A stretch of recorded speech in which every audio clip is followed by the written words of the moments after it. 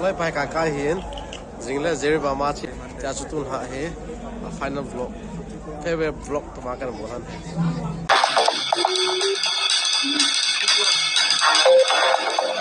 Favorite vlog hi chú cool ho, cái cô các mẹ sa he.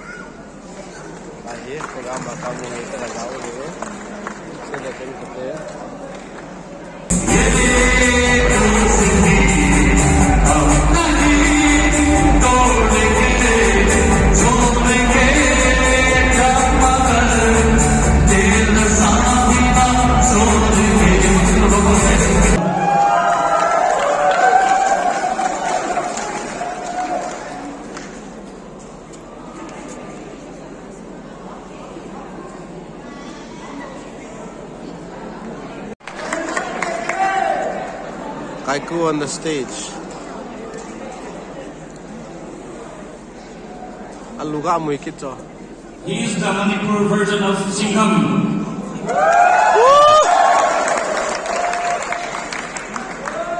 Hindi ma to hoy ke.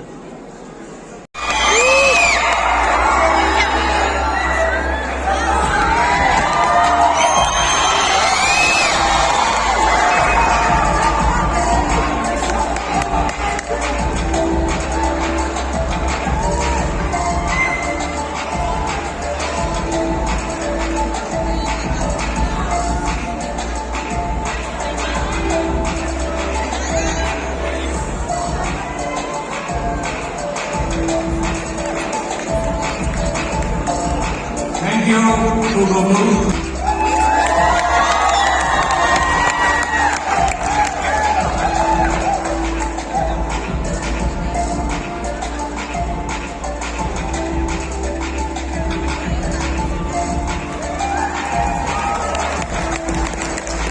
Mantan Nidi Sorokaibam.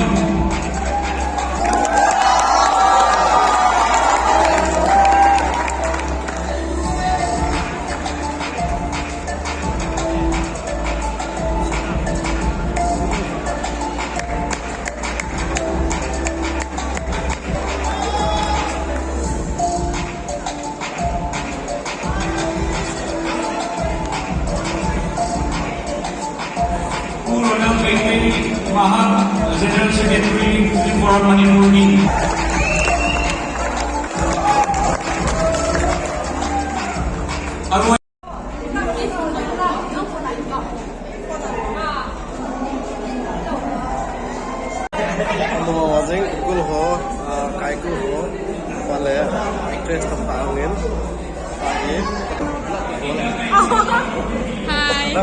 Hi. This is Debbie.